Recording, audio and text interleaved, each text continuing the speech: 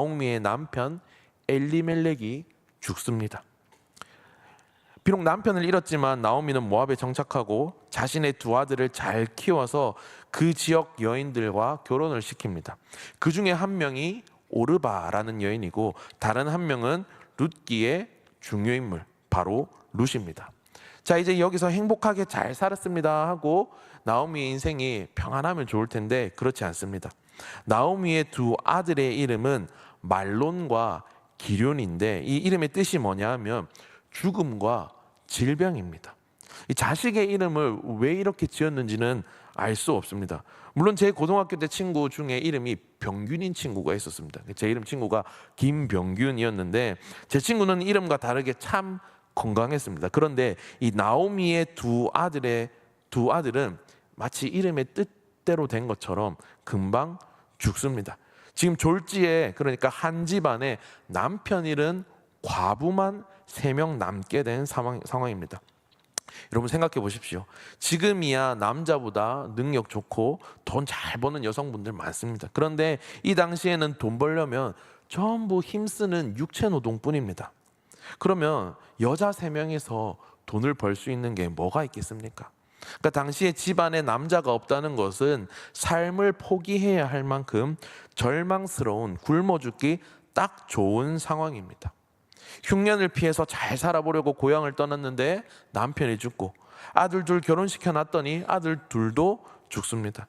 이 나오미 입장에서는 자신의 인생이 더 이상 살아갈 방법이 보이지 않고 답이 없는, 꼬일 대로 꼬인 답답하고 희망이 없는 인생처럼 느껴졌을 것입니다. 그런데 나오미가 어떤 소문을 듣게 됩니다. 어떤 소문이냐 하면 베들레헴의 흉년이 끝나고 다시 먹을 것이 생기기 시작했다는 소문입니다. 이 소문을 들은 나오미는 다시 베들레헴으로 돌아갑니다. 그런데 조금 가다가 두 며느리에게 따라오지 말라고 합니다. 룻기 1장 8절에서 9절을 우리 함께 읽어보겠습니다. 시작.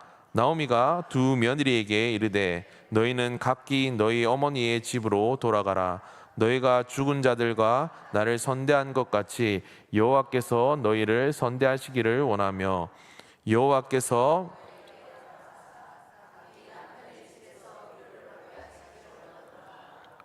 그들에게 입맞춤에 그들이 소리를 높여 울며.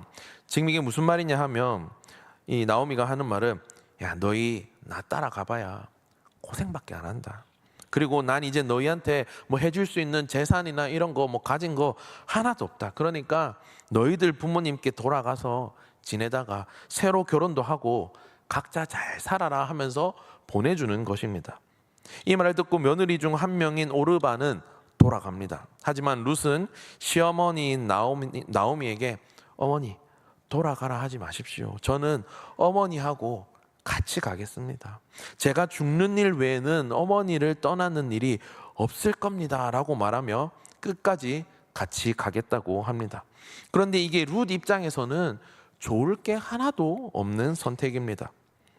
시어머니 나오미는 이제 더 이상 뭐 특별히 육체적인 노동이나 어떤 경제적인 활동을 할 수 없는 연로한 할머니입니다. 거기다가 남편도 자식도 재산도 아무것도 없습니다. 현실적으로 봤을 때 나오미를 따라 베들레헴으로 간다는 것은 고생길만 훤한 희망이 없는 절망만 가득한 삶입니다. 그런가 하면 룻 당시의 이 결혼 문화를 생각해 봤을 때 당시 룻의 나이는 많아야 20대 초반입니다. 즉 다시 결혼하고 새 인생을 살 수도 있는 나이입니다. 이런 룻이 평생 시어머니인 나오미와 함께 한다는 것은 현실적으로 보면 엄청난 희생입니다. 룻이 나오미를 버리고 도망간다 한들 누구도 쉽게 뭐라 할 수 없는, 비난할 수 없는 상황인데 룻은 나오미와 함께 하겠다고 고생길이 훤한 희망이 보이지 않는 절망적인 그 삶 속에 나도 들어가 함께 하겠다라고 말을 하고 있는 것입니다. 자기한테는 득되는 게 하나도 없는데 룻은 지금 조건 없는 사랑을 보여주고 있습니다. 이런 조건 없는 지극한 풍성한 사랑과 은혜를 룻기에서는 히브리어로 헤세드라고 합니다. 헤세드. 자, 이렇게 흉년이 그쳤다는 베들레헴으로 룻과 나오미 두 사람이 도착합니다. 베들레헴 사람들이 이제 돌아온 나오미를 알아봅니다. 그리고는 아이고 이게 누구야? 나오미네. 나오미. 그동안 어떻게 살았니? 너 남편이랑 아들들은 다 어디 갔니? 라고 인사합니다. 그런데 나오미가 사람들에게 이렇게 말합니다. 여러분, 이제 저를 나오미라고 부르지 마십시오. 제가 갈 때는 남편도 있었고 아들도 있었고 재산도 있었고 풍족했는데 이제 제 인생에는 아무것도 없습니다. 저를 마라라고 부르세요. 이렇게 말합니다. 이 나오미라는 이름의 뜻은 기쁨이고, 지금 나오미가 나를 마라라고 부르세요 하는 마라는 그 이름의 뜻이 괴로움이라는 뜻입니다. 그러니까 나오미는 지금 여러분, 저 보세요. 저 이제 아무것도 없어요. 제 인생은 그러니까 이제 기쁨이가 아니라 제 인생은 괴로움입니다 라고 말을 하는 것입니다. 그런데 여러분, 나오미에게 진짜 아무것도 없습니까? 비록 남편도 없고 자식도 없고 며느리 한 명도 떠나갔지만 옆에 누가 남아 있습니까? 룻이 남아 있습니다. 그것도 그냥 뭐 쫄쫄 따라오는 룻이 아니라 자신을 희생하면서 조건 없는 사랑으로 함께 해주는 룻이 옆에 있습니다. 그런데 나오미는 지금 엄청난 희생을 하고 말도 안 되는 조건 없는 사랑으로 자기와 함께하는 그 룻의 사랑을 깨닫지 못하고 룻이 옆에 있는데 신경도 안 쓰고 있는 것입니다. 어쨌든 두 사람은 베들레헴에 왔습니다. 그런데 그렇다고 모든 게 해결된 것은 아닙니다. 여전히 나오미와 룻은 먹고 살 문제를 해결해야 할 과제가 있습니다. 이런 상황에 룻이 보아스에게 제가 나가서 이삭을 주워 오겠습니다 라고 합니다. 이삭을 주우러 가겠다는 게 갑자기 무슨 말이냐 하면, 이스라엘에는 아주 특이한 사회복지 시스템이 있었습니다. 레위기 19장 9절에서 10절 말씀입니다. 너희가 너희의 땅에서 곡식을 거둘 때에 너는 밭 모퉁이까지 다 거두지 말고 내 떨어진 이삭도 줍지 말며 내 포도원의 열매를 다 따지 말며 내 포도원에 떨어진 열매도 줍지 말고 가난한 사람과 거류민을 위하여 버려두라. 나는 너희의 하나님 여호와이니라. 이게 무슨 말이냐 하면, 하나님께서 이스라엘 백성들에게 뭐 곡식이든 과일이든 추수할 때에 아깝다고 쌀 한 톨 남기지 않고 싹싹 주워가지 말고 조금 남겨두고, 또 추수하다가 떨어지는 게 있으면 그런 것도 과부나 노인, 장애우 등 사회적 약자들을 위해 그냥 내버려 두라라고 명령하신 것입니다. 마침 룻과 나오미가 베들레헴에 도착했을 때는 한창 보리를 수확하는 시기인 5월입니다. 그러니까 밭에 나가서 잘하면 먹을 것을 어떻게든 조금은 구해볼 수도 있는 상황입니다. 그래서 룻이 나오미와 자기가 먹고 살아야 하니 지금 제가 나가서 이삭을 주워 오겠습니다 라고 말을 하는 겁니다. 그런데 상식적으로 이 다녀오겠다는 타지 출신 며느리가 혼자 나가겠다 하면 보아스가 룻에게 야, 네가 뭐 베들레헴 사람도 아니고 이방 사람인데 혼자 어디 가노? 그래도 나랑 같이 가자라고 하거나, 아니면 같이 가지는 않더라도 이방 사람이라 모르는 게 많을 테니 가면은 뭐 이렇게 저렇게 하면 된다, 거기서는 이런 예절을 지켜야 된다, 이런 행동을 하면 안 된다라고 여러 가지 알려주는 게 상식적으로 당연할 것 같습니다. 그런데 룻의 사랑을 깨닫지 못하는 나오미는 그냥 다녀오라는 말만 합니다. 그리고 룻이 혼자 나가는 것은 사실 힘들고 매우 위험한 일입니다. 당시에 한 사람이 밭에 나가서 하루 종일 보리를 주우면 그 양이 보통 600g 정도 되었다고 합니다. 우리 밥 한 공기를 보통 200g이라고 합니다. 그러니까 한 사람이 하루 종일 주워도 겨우 한 사람이 세 끼 먹을 수 있는 그 양밖에 되지 않는다는 겁니다. 룻이 혼자 주워서는 룻과 나오미 둘이서 먹고 살 수 없습니다. 또한 서두에 말씀드렸듯 이 당시 시대는 사사시대입니다. 이 말은 당시에 하나님의 말씀을 지키며 사는 이스라엘 백성들이 거의 없었다는 것입니다. 그러니까 밭의 주인들이 누군가 자기 밭에 남은 곡식이나 과일을 주우러 오면 레위기 말씀대로 그냥 두는 것이 아니라, 당신 뭐야? 당신 뭔데 지금 내 밭에 와서 주워가? 뭐 죽고 싶어? 고소한다, 이런 식으로 협박을 할 수도 있는 거고, 또 젊은 여자, 그것도 사회적으로 아주 천대받는 과부가 혼자 남자들이 부글부글한 밭에 간다? 이거는 성폭행 같은 문제가 일어나도 전혀 이상하지 않을, 사실상 절대로 혼자 가면 안 되는 상황입니다. 그런데도 룻은 혼자서라도 밭에 갑니다. 왜 그렇습니까? 앞서 나오미를 따라올 때도 그렇듯 지금 조건 없는 사랑을, 그 헤세드를 계속해서 보여주고 있는 것입니다. 그렇게 룻이 보리를 주우러 어떤 밭에 갔는데 그 밭의 주인이 누구냐 하면 바로 우리가 잘 아는 보아스입니다. 보아스. 룻이 보리를 줍기 시작하는데 마침 밭의 주인인 보아스가 옵니다. 그리고 이제 보아스가 보니까 이 동네 사람들 자기가 대부분 잘 아는데 동네에서 못 보던 어떤 여인이 있는 것입니다. 그래서 보아스가 자기 종들에게 저 여인이 누군가 물어보자 이 보아스의 종들이 이 얼마 전에 우리 베들레헴 출신 그 나오미가 모압에 갔다가 남편 아들 다 잃고 돌아오지 않았습니까? 그 나오미와 함께 온 며느리가 저 여인입니다. 그런데 보니까 잠깐만 쉬고 하루 종일 일할 만큼 아주 성실한 사람입니다 라고 이 보아스에게 대답을 합니다. 자, 이 말을 들은 보아스가 어떻게 하는가? 남들이 보면 이해 못할 여러 가지 배려를 룻에게 베풀기 시작합니다. 그게 오늘 본문의 내용이었습니다.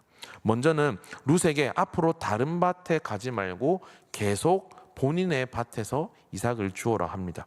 또 남자 종들에게는 룻을 건드리지 말라고 합니다.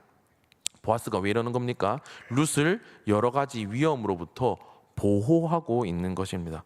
또 목마르면 저기 보아스네 종들이 떠놓은 물도 마셔도 된다고 합니다. 지금이야 목마르면은 뭐 정수기에든 편의점에 가서든 물을 얼마든지 마실 수 있습니다. 하지만 당시 중동에서 물은 아주 귀한 것입니다.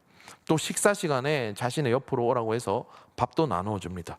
물과 밥, 룻에게 실질적으로 필요한 것을 지금 채워주고 있습니다. 마지막으로 보아스는 자신의 종들에게 얘들아, 너희 주수할 때 너무 열심히 싹싹 끌어 챙기지 마라. 저기 저 여인이 조금 주워갈 수 있게 아예 그냥 몇 다발씩 흘려놔라라고 명령합니다.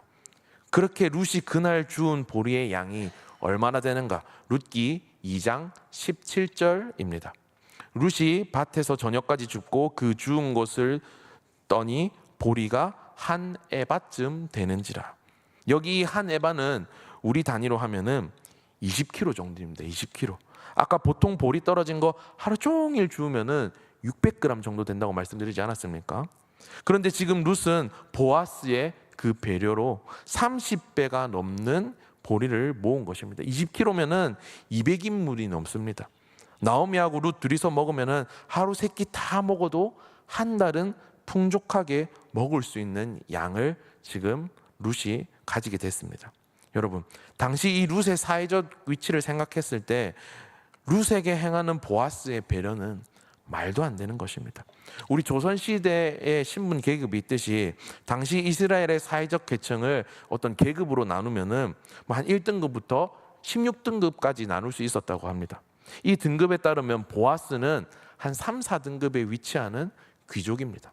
반면 룻은 16등급 가장 아래에 있는 천민 중에 천민입니다. 이것을 생각한다면 지금 보아스가 보여주고 있는 이 배려는 말도 안 되는 것입니다. 그런데 보아스가 왜 이렇게 했을까요? 혹시 뭐 룻이 너무 이뻐서 어떻게 꼬셔보려고 흔히 하는 말로 뭐 작업 거거나 수작 거는 걸까요? 그렇지 않습니다. 이것을 알려면 우리가 보아스의 엄마가 누구인지 조금 알아봐야 하는데, 이 보아스의 엄마가 누구냐 하면은 이스라엘이 여리고성을 정복할 때 그 정탐꾼 2명을 숨겨줬던 기생 라합, 그 기생 라합이 바로 보아스의 엄마입니다. 기생 라합 이야기 다들 아실 겁니다. 라합은 하나님께서 가나안 땅을 이스라엘 민족에게 줬다는 그 사실을 믿고 정탐꾼 2명을 숨겨줬습니다. 그리고 그 결과 여리고성의 모든 사람이 죽지만 라합과 라합의 가족들은 구원받습니다. 그리고 라합이 이스라엘 남자 살몬이라는 사람과 결혼을 해서 아이를 낳는데 그게 바로 보아스입니다.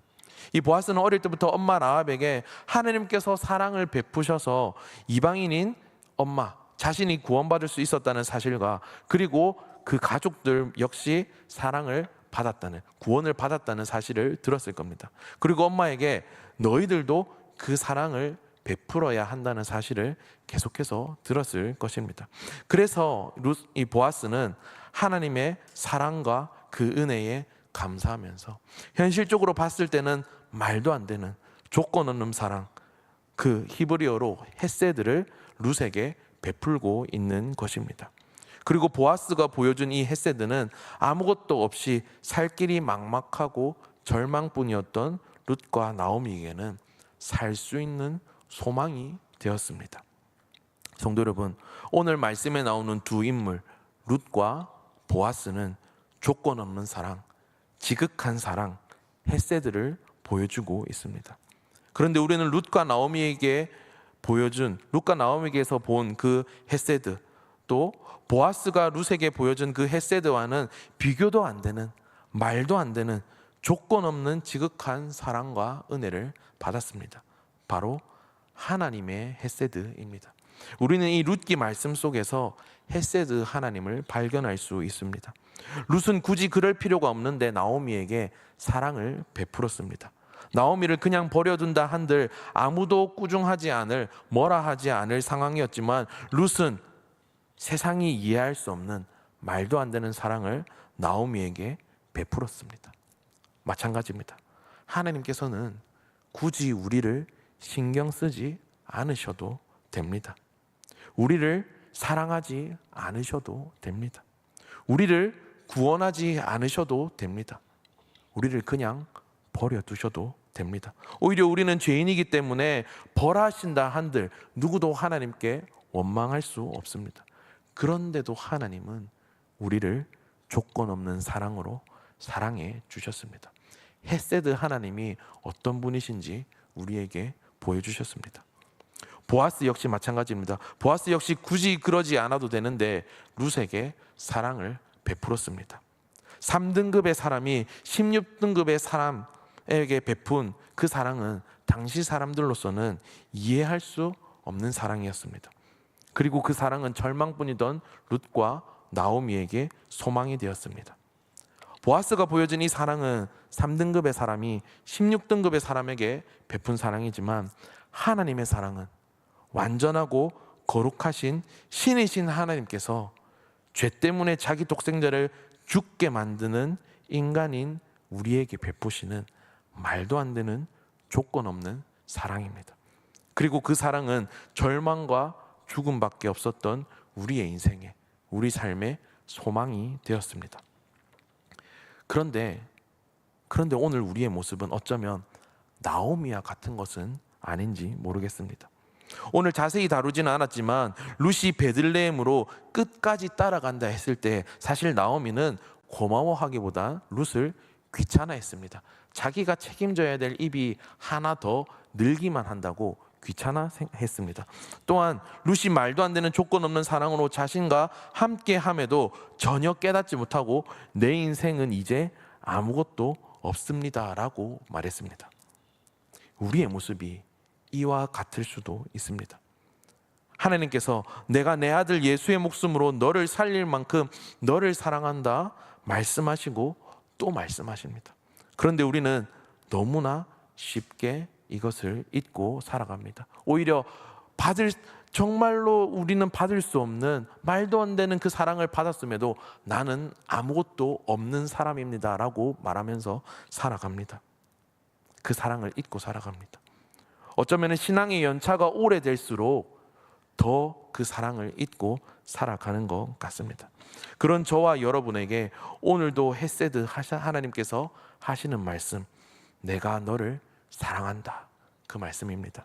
바라기는 특별히 이 사순절 기간 하나님의 헤세드를 다시 한번 깨닫고 기억하고 감사하고 누릴 수 있는 저 우리 모든 성도 여러분 되시기를 간절히 소망합니다.